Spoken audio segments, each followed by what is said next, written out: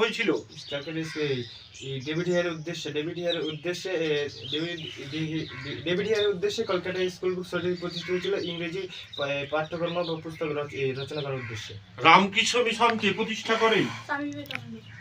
কত খ্রিস্টাব্দে নিখিল ভারত ট্রেড ইউনিয়ন কংগ্রেস AITUC গঠিত হয়? 1920 খ্রিস্টাব্দে। লখনৌ চুক্তি কাদের মধ্যে হয়েছিল? হচ্ছে যে ভারতীয় জাতীয় কংগ্রেস এবং মুসলিম লীগের মধ্যে। ভারতীয়রা সাইমন কমিশন বর্জন করেছিল কেন?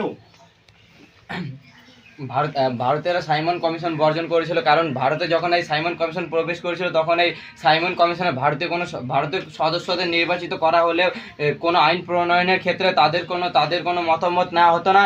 এবং এই সাইমন কমিশন যে 7টি ভারতের স্বাধীনতার পরিকল্পনা দিয়েছিল সেইগুলি সবগুলির মধ্যে স্থায়িত্ব শাসনের কথা বলা হয়েছিল, কোনোটিতে পূর্ণ স্বাধীনতার কথা বলা হয়েছিল না। এই জন্য ভারতীয়রা সাইমন কমিশন বর্জন করেছিল। ফরওয়ার্ড ব্লক কে প্রতিষ্ঠা করেন? ফরওয়ার্ড ব্লক তৈরি করে নেতাজি সুভাষচন্দ্র বসু। সাম্প্রদায়িক বাটোয়ারা নীতি কে ঘোষণা করেন? Ramsay McDonald. রশিদ আলী দিবস কেন পালিত হয়েছিল? রশিদ আলী দিবস পালিত হয়েছিল কারণ রশিদ আলীকে 7 বছরের কারাদণ্ড দেওয়া হয়েছিল। তার হিসেবে কলকাতায় তারা আন্দোলন করে, সেটি রশিদ আলী দিবস নামে পরিচিত। সেটি হয়েছিল 12 ফেব্রুয়ারি। ক্যাবিনেট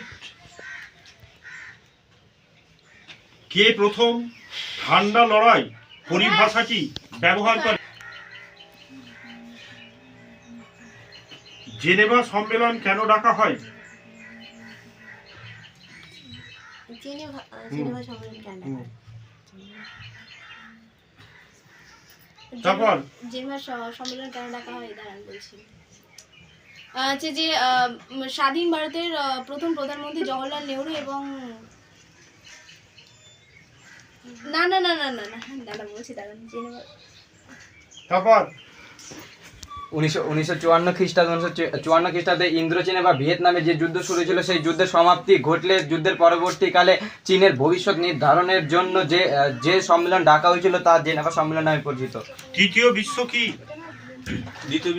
দ্বিতীয় বিশ্বযুদ্ধের পরে সদ্য স্বাধীনতা প্রাপ্ত বিভিন্ন দেশগুলি অক্ষশক্তি এবং মিত্র শক্তি থেকে আলাদা থাকতে যেসব দেশগুলি বিরত থাকতো তাদেরকে তৃতীয় শক্তি বলা হয়। এর মধ্যে উল্লেখযোগ্য কিছু দেশ হলো ভারত, চীন, পাকিস্তান। মহালনবিশ মডেল বলতে কি বোঝো? পারবে না।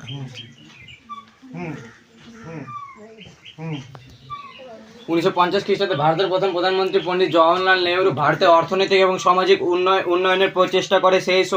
সেই সময় পরিসংখ্যানবিদ মহলাবিস প্রধানমন্ত্রী এই পরিকল্পনাকে মাথায় রেখে দ্বিতীয় পঞ্চবার্ষিকী পরিকল্পনার একটি রূপরেখা সম্বন্ধে একটি